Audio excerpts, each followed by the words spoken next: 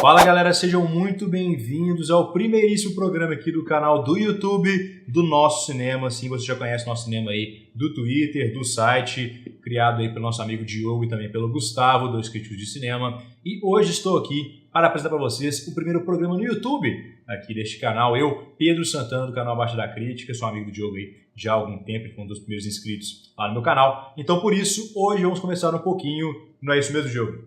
É isso, aproveitando o que a tecnologia nos oferece, você aí longe, mas mais perto graças à tecnologia. Tá uma gambiarra incrível isso aqui. Com certeza. Acho que no futuro a gente vai aprimorar isso, mas também não tem pressa, porque o importante é o conteúdo, e isso eu tenho certeza que não vai faltar. A gente vai tentar fazer os melhores vídeos para o nosso público, né? Então eu e o Diogo estávamos conversando aqui em off no WhatsApp sobre o que o programa abordaria, né? E a gente chegou na conclusão que iremos abordar aí aspectos um pouco mais, digamos, de pauta fria aí na área do cinema, porque para as notícias e conteúdo em geral, de críticas, etc., você já tem aí o Nosso Cinema, pode acessar aí, tem sempre atualizações diárias aí no site, então vamos conversar um pouquinho em temas um pouco mais profundos e talvez que tenham relação com assuntos que estejam em voga, mas não necessariamente. Então, para hoje, talvez o cenário já denuncie aqui, tanto o meu quanto o Diogo, que iremos falar um pouquinho sobre super-heróis e mais especificamente se esse estilo de filme é um gênero, é um tema, o que é isso. Então vamos lá. Diogo, para você, filme de super-herói é um gênero cinematográfico? Não era, mas talvez tenha passado a ser.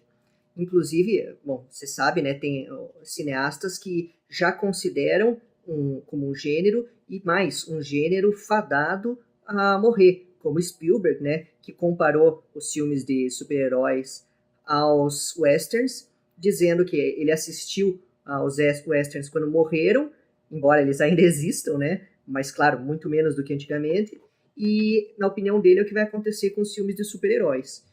Então, eu fico em dúvida se seria um gênero ou não. É difícil encontrar alguma homogeneidade se você for comparar não apenas entre Marvel, DC, ou então como estúdios, né, Disney, Warner, Fox, Sony, mas eu tenho dificuldade em entender, além do super-herói, o que há em comum entre eles. Porque o super-herói não sei se seria elemento suficiente para constituir um gênero. Né? Para mim isso seria também uma dificuldade, porque eu enxergo mais como um tema, né? Você pega aí, por exemplo, a diferença de gênero e tema. Gênero seria ali uma coisa um pouco mais macro, um pouco mais ampla. Então, filmes que são ligados por questão visual, questão de tema, questão de roteiro, questão de estilo de atuação, entre diversos outros aspectos. Então, se você citou, por exemplo, aí, o western. O western é um gênero muito bem definido. Você tem aí clichês típicos de western, você tem lá o pistoleiro que chega para salvar a cidade, a fotografia aí um pouco mais arenosa, também puxa um pouquinho para a questão do alto contraste, etc e tal. Então você tem ali vários pequenos elementos que formam o gênero. Aqui, nos filmes de super-herói, a gente tem mais, na minha opinião, pelo menos, um tema, que é o tema dos super-heróis, obviamente, porque, por exemplo, você pega ali filmes que em tese seriam dentro do mesmo gênero, como Logan e Deadpool, que são inclusive do mesmo estúdio.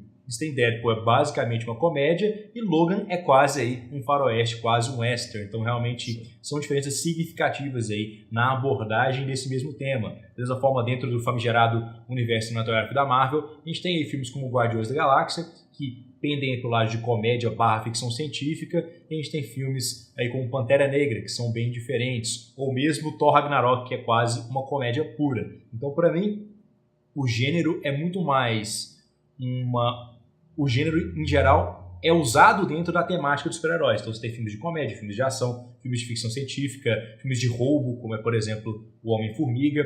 Todos esses gêneros e subgêneros dentro da temática de super-herói. Não sei se você concorda. Eu acho difícil você enquadrar como um gênero, porque, como você citou, pegar um que você citou e um que você não citou. Você citou o Thor Ragnarok, que é claramente uma comédia. Né? Vamos pegar um outro extremo, então, O Homem de Aço, que é um filme sério, né? Até as pessoas tinham sarro, porque é um Superman deprimido, né? Superman triste, introspectivo, tudo bem, é dentro da proposta. E claro, todos eles, à sua maneira, eles observam as suas premissas, o que é importante, mas parece que realmente eles não habitam o mesmo gênero, fazendo essa comparação. Por outro lado, o que você fala como tema é interessante, porque realmente o que eles têm em comum? É um super-herói, o que é o bem contra o mal, superpoderes, só que do ponto de vista da forma cinematográfica, eles estão em universos distintos, né? Então eu tendo a concordar com você, porque o próprio Logan que você cita, que já tem características muito, muito claras do faroeste, e não tem nenhum outro, pelo menos eu não me lembro, nenhum outro filme de super-heróis que chegue próximo dessas características. Mas tem os poderes, tem o super-herói. Realmente eu acho que é complicado a gente determinar como um gênero, porque, assim, a primeira coisa que, em questão de gênero, tema e tal, é tudo semântica, basicamente, a gente categoriza os filmes. Inclusive, já tive papos aí com o PH Santos sobre o novo subgênero do terror, que é o meta-terror, blá, blá, blá.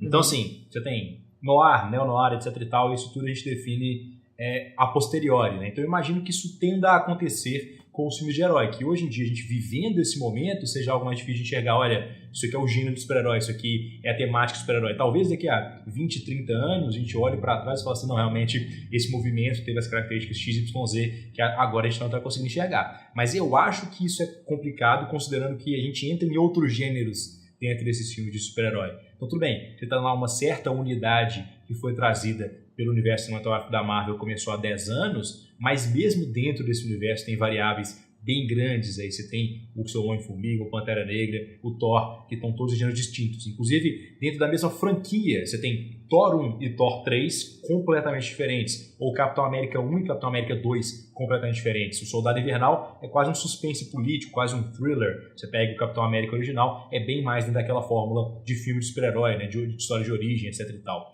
Então, realmente, eu acho que a gente vai acabar tendo essa discussão por muito tempo até chegar em qualquer tipo de consenso, mas eu imagino que o que o Spielberg se refira aí quando ele fala da morte do gênero de super-heróis é muito mais a questão da temática, assim como o James Cameron também já chegou dando alfinetadas, mas eu acho que ele deveria se preocupar ali em terminar os seus 5 avatares que até hoje não saíram do chão, porque fica falando, é muito fácil você falar do filme super-herói, não, deu uma fadiga, sei lá o quê, mas pô, se fosse tão fácil assim, todo mundo fazia, né? Você tá a Marvel aí com 20 filmes. Quais franquias que você conhece que tem 20 filmes? Talvez aquelas do Hellraiser ou Terror MTV, que tiveram 8 sequências no VHS na década de 90, mas nada que se compare nesse sentido. E tem mais um argumento para não ser um gênero, que é, se fosse, ele já estaria saturado muito cedo, né? Porque, veja, tudo bem, 19 filmes, né? Tá no 19º da Marvel, não dá para dizer que é pouco, mas começou em 2008, ou seja, 10 anos, não é tanto tempo. Mesmo se você pegar os filmes mais antigos da DC, começaram em 78, o primeiro filme do Superman, depois seguiu 80, 83, 84, 87,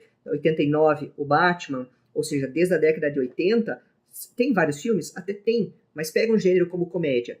Tem muito mais, continua tendo, e é um gênero que não fica saturado. Isso que é o mais importante.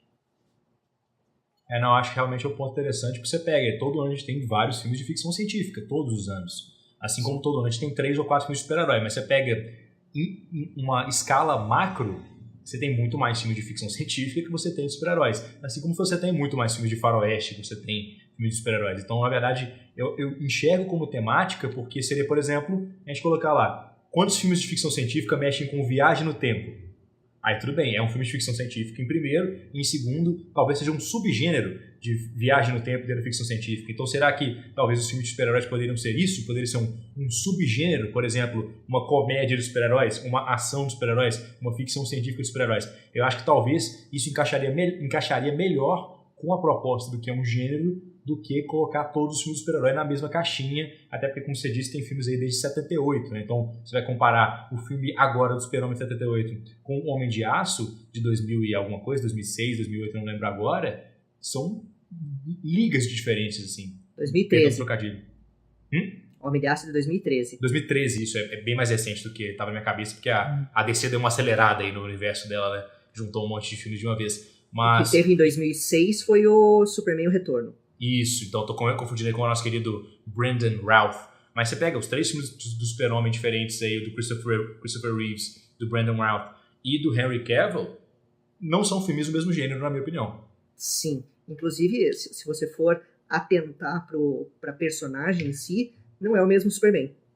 Né? São 3 versões diferentes de Clark Kent, 3 versões diferentes de Superman, cada um com as suas características, né? Tudo bem que o Brandon Routh não teve nem tempo, né, de desenvolver o seu comparando com os demais, mas eu acho que a solução que os estúdios encontraram para fincar os super-heróis eventualmente em gêneros, como o Thor Ragnarok na comédia e assim por diante, é uma solução boa, justamente para evitar que o público fique cansado. Ah, não, é tudo igual. Né? E é uma crítica, inclusive, que a Marvel recebe, porque os filmes têm todos umas características comuns. A famosa fórmula Marvel. E não dá para negar que existe. Né? Mas ainda assim a Marvel tenta sair sempre que possível, porque pega o recente, Pantera Negra. Pantera Negra usa a fórmula Marvel? Até que usa, mas é muito pouco comparando com, por exemplo, o Homem-Aranha de Volta ao Lar.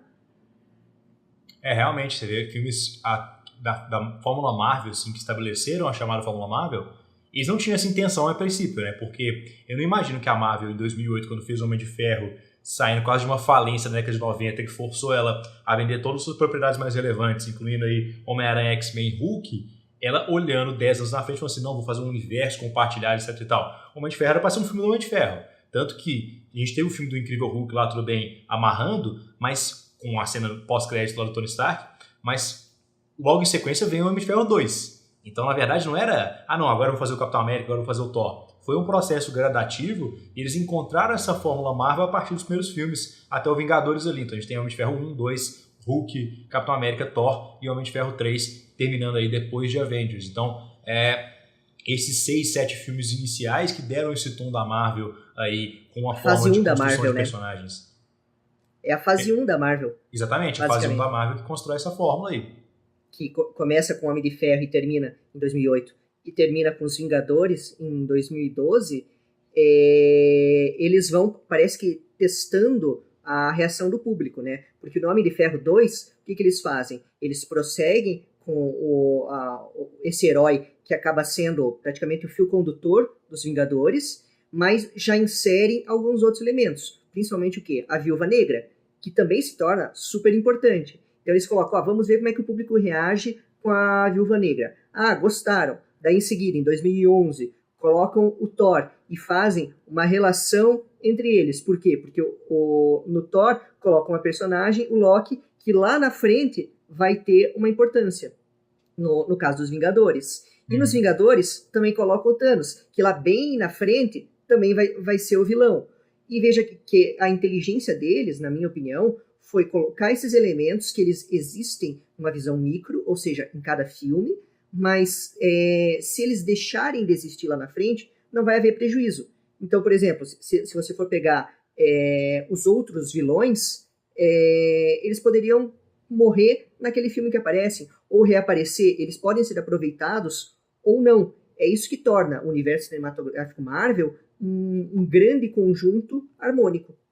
Realmente acho muito interessante isso, porque você vê a mudança de visão de paradigma. Você pega ali os Batmans do Nolan, estava falando isso com o Marcos do Sessão de Aluguel esses dias, que o Batman do Nolan, o Nolan não tinha essa preocupação. Ele falou assim, não, vou fazer uma trilogia e já era. Tanto que no segundo filme ele utiliza Coringa, ele utiliza Espantalho, ele utiliza Duas Caras, ele utiliza o Riddler. Quer dizer, 4 dos principais vilões do Batman em um filme só. Tudo bem, o vilão principal é o Coringa, e o Duas Caras está relacionado diretamente a ele, né? Um ponto de roteiro do Coringa é provar que o Harvey Dent, lá o mocinho, pode virar um vilão, que todo mundo pode entrar nesse caminho. Mas você pega, imagina se acontecesse isso na Marvel, chegasse lá no primeiro filme do Capitão América, além do Caveira Vermelha, a gente já visse todos os outros vilões icônicos da Marvel, já chegava lá o Thanos, já tinha um acordo com a Fox, já aparecia o Magneto, você ficaria tipo, como assim? Por que vocês estão fazendo tudo isso de uma vez? Então realmente essa habilidade deles de usar os vilões aos poucos e ir construindo os heróis também em grandes arcos de vários anos acabaram dando uma vantagem a eles. E eu acho que é por isso que a galera acaba enxergando essa estrutura de super-heróis como um gênero, porque eles pegam assim, não, peraí, os filmes da Marvel têm características similares. Tudo bem, mas quando você olha o macro, o universo de super-heróis vai muito além do que a Marvel produz. Você tem o universo da DC, você tem o universo da Fox, você tem aí o universo da Universal ainda. Então, você tem tantos outros filmes de super-herói, acaba que a fórmula Marvel, por si só, determina o que é um filme Marvel, não o que é um filme de super-herói. É verdade. E se eu fosse atribuir esse renascimento dos super-heróis para alguém, esse alguém, do meu ponto de vista, pelo menos, seria o Bryan Singer. X-Men, né? Exatamente. Porque foi ele que trouxe a ideia, não apenas de super-herói, mas o que está por trás disso, que é o heroísmo. Né? O X-Men, o filme de 2000, e depois de 2003, o X-Men 2, eles trazem essa noção, claro, eles mantêm a mitologia dos X-Men, as suas peculiaridades, mas a ideia de heroísmo nasceu ali. Não que não tivesse antes, mas, por exemplo, no Batman Eternamente, de 95, Batman Retorno, 92, o do Tim Burton, de 89, todos eles não tinham essa ideia, pelo menos não na forma como o Bryan Singer teve. Talvez o que se aproximasse fosse o Superman do Christopher Reeve. Sim, com certeza. É uma temática importante porque eles começaram a utilizar os super-heróis para analisar o impacto da vida humana, né? Então é uma questão bem mais focada no personagem e um pouco menos focada no roteiro, porque eu acho que a maior diferença dos filmes de super-herói da década de 70, 80 e 90 para os quadrinhos é que nos quadrinhos você tinha personagens bem profundos e a gente acompanhava as histórias daqueles personagens. Eu acho que nos filmes a gente tinha a lógica reversa. Os filmes eram muito movidos pelo roteiro. Então você não tinha esse aprofundamento nos personagens. Você não tinha um Batman com várias camadas. Ele era o Batman. E os estúdios partiam da assunção que a gente conhecia o Batman e por isso não era focado tanto tempo no desenvolvimento desse personagem, que já aconteceu, por exemplo, diferentemente ali com o Nolan no meio da década de 2000. Já desenvolveu melhor quem é o personagem do Bruce Wayne, quais são as motivações dele, como é que ele funciona. Então, realmente, eu acho que esse problema é que a gente está vendo agora nos filmes de videogame, que os caras vão lá e fazem um filme da Tomb Raider, Lara Croft, eles fazem um Rampage, Assassin's Creed, Warcraft, e eles se baseiam tanto na expectativa prévia que as pessoas têm, no conhecimento prévio, que eles esquecem de desenvolver os personagens num filme. Então, é uma tradução de meio, com certeza. Você tem ali o meio original, que é o quadrinho, e passa isso para as telonas. Então, você tem que recontar, na verdade, a história dos personagens e você tem que estabelecer eles dentro dessa nova linguagem. E eu acho que isso que o Bryan Singer conseguiu pegar em cheio no X-Men foi essa questão da linguagem cinematográfica, como é que ele conseguiu realmente trazer os personagens da vida. Tanto que você vê que a diferença do Wolverine dos quadrinhos para o cinema é imensa. Nos quadrinhos, o Wolverine é um animal muito menor, muito mais forte, tem um comportamento muito mais agressivo. E quando a galera botou lá o Hugh Jackman para ser o Wolverine, que era um ator da Broadway, todo mundo ficou assim, não, como assim? E hoje em dia a gente não consegue desassociar a imagem desse personagem ao Hugh Jackman, porque teve o desenvolvimento do Wolverine e do Hugh Jackman. Não foi o Wolverine dos quadrinhos. Claro, ele está ali de referência e ele é a pauta inicial para começar o desenvolvimento do personagem. Mas o desenvolvimento do Wolverine aconteceu nos cinemas nos últimos 18 anos. E veja como é um trabalho difícil, né, para os diretores fazer isso, pegar a linguagem da nona arte, a linguagem dos quadrinhos, que tem muitas peculiaridades, né, e colocar não apenas numa linguagem cinematográfica, que por si só já é diferente, mas numa linguagem cinematográfica contemporânea. E é por isso, por exemplo, que o Superman, o Retorno de 2006, que é dirigido inclusive pelo Bryan Singer, não deu certo. Porque o Bryan Singer, nesse caso, ele quis preservar demais o Superman original, digamos, do cinema, né, da década de 80, só que ele já estava defasado. Ele não tinha a modernidade suficiente para os filmes de super-heróis. Tanto que o ano anterior, 2005, foi quando teve o Batman Begins, do Nolan. Esse sim tinha a modernidade. E não muito depois, em 2008, teve o Homem de Ferro, que também extremamente moderno. Então veja, 2005, Batman Begins, 2006, Superman, 2008, Homem de Ferro. Qual que destoa ali? Claramente esse Superman. Realmente eu acho que o ponto para fechar esse laço é justamente esse que você trouxe, da diferença do Super-Homem de 2006 com o Batman de 2005. Você pega o Nolan e aí afastando mais ainda da ideia de super-herói como um gênero, nos filmes dele, o Batman é um personagem. Não importa muito se ele é um super-herói ou não. Ele é um filme de crime. Ele é um drama de crime que tem o Batman.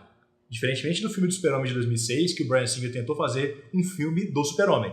Então, o filme era um filme de super-heróis. Isso sim seria muito mais próximo de uma questão de gênero, porque ele pega todas as tropes, todos os clichês que estavam estabelecidos para o Super-Homem nos quadrinhos e nos últimos 40 anos e tenta colocar isso na telona. O que é a diferença de abordagem aí do próprio Bryan Singer no X-Men, que é curioso, e também do Christopher Nolan aí no Batman, e também ali do Jon Favreau no Homem de Ferro, que eles pegam personagens dos quadrinhos, mas na verdade eles colocam eles em uma linguagem cinematográfica contemporânea e dentro de gêneros já existentes. Então eu conseguiria caracterizar tranquilamente Batman, principalmente o Cavaleiro das Trevas, como um drama de crime e Homem de Ferro talvez como um filme de aventura / ficção científica. Acho que se encaixa muito bem. Se você pegar assim, por exemplo, um filme como Aliens e depois você compara com alguns filmes de super-herói que a gente tem hoje, você vê um crossover forte.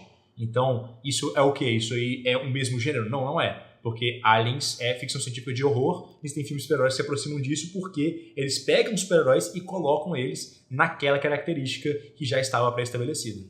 Esse foi também, por outro lado, um acerto do Zack Snyder, né, que com o Homem de Aço, ele conseguiu dar uma nova roupagem, até literalmente, né, pro Superman. Por quê? Porque ele sabia que ia vir a piada, ele não sabe como coloca cueca, ele vive numa realidade, ele parece um alienado, né, alguém que não é muito ingênuo. O que ele fez? Ele coloca um Superman um pouco mais plausível para esse mundo. Tudo bem que a DC tem, né, tenta, apesar dos seus heróis serem deuses, eles tentam humanizar um pouco, mas trazer algo, ele é apenas um alienígena, os inimigos dele vão ser alienígenas. Algo assim que ignore o fato de ser super-herói. Poderia ser um filme de alienígena, da mesma forma. Sim, com certeza. O filme O Homem de Aço é uma invasão alienígena do Zod. Não é nada tão diferente de Independence Day. Tudo bem, claro, questão de tom, questão de execução é completamente diferente, mas de temática, assim, são filmes quase primos aí. Você tem uma invasão alienígena que está tentando destruir e terraformar o mundo, e você tem uma pessoa para combater isso. No caso de um filme você tem o Will Smith, e do outro você tem o queridíssimo Clark Kent Super-Homem, interpretado pelo Henry Cavill. Então, eu acho isso que é o ponto central que a gente está discutindo aqui nos últimos 20 e poucos minutos. Essa questão de que se existisse um gênero de super-heróis, esse gênero seria nos quadrinhos e não nos cinemas, porque nos cinemas a gente tem diversos super-heróis sendo utilizados já em outros gêneros e talvez assim criando subgêneros, criando aí a comédia de super-herói, criando aí talvez o filme de ação de super-herói. Da mesma forma que a gente tem a comédia policial, a comédia de road movie, da mesma forma que a gente tem o filme de ação com humor negro, que o Kyle Reese faz muito bem, da mesma forma que a gente tem aí a ficção científica de terror. Então, eu acho que o filme de herói pode se encaixar em vários desses subgêneros e criar, assim, uma identidade própria, sim, mas como um gênero macro, eu acho que ele vai viver lá sempre na sua forma original dentro dos quadrinhos. E eu vou além, sabe? Se você, a gente pensa muito nesses super-heróis que vieram dos quadrinhos, são super-heróis clássicos. Pô, quando você pensa em super-herói, quem que você vai pensar? Superman, Batman, hoje tudo bem, o Thor, Homem de Ferro. Não, a DC com certeza tem os personagens mais icônicos. Sim. Músicas de axé sobre esses heróis, assim. Se você perguntar pra sua tia quem é o Homem de Ferro, talvez ela não saiba. Agora ela com certeza conhece o Super-Homem. Exatamente. Mas existem super-heróis no cinema que não vieram dos quadrinhos, né? Por exemplo, os que o Shyamalan criou, né? No seu próprio universo Shyamalan, né? No Corpo Fechado e depois no Fragmentado. Ou seja, pega esse filme, pega o Fragmentado e compara com qualquer um que você pode pegar, o Guerra Infinita. Não tem absolutamente nada a ver. E você vai colocar no mesmo gênero, né? Não faria sentido. Inclusive, eu acho que Fragmentado é naquela discussão que eu tinha tido do meta-terror, né? Sim. Que é, inclusive, outro subgênero do terror. Pra você ver, então, os personagens do universo super-heróis são utilizados em um filme que já é um subgênero do terror. Então, já tá ali cavando para dentro das definições de uma forma bem mais agressiva. Então, acho que realmente essa discussão aí já ficou delimitada. Filme de super-heróis não é um gênero cinematográfico, mas sim uma temática. Então é isso aí. Esse foi o primeiro programa aqui do nosso cinema. Diogo, onde a galera pode te encontrar aí no Twitter, nas redes, no site? Explica tudo direitinho como é que funciona o nosso cinema. O pessoal que quiser buscar mais, acompanhar críticas, artigos sobre os filmes que estão em cartaz, no cinema, filmes de streaming, é só entrar no www.nossocinema.com.br.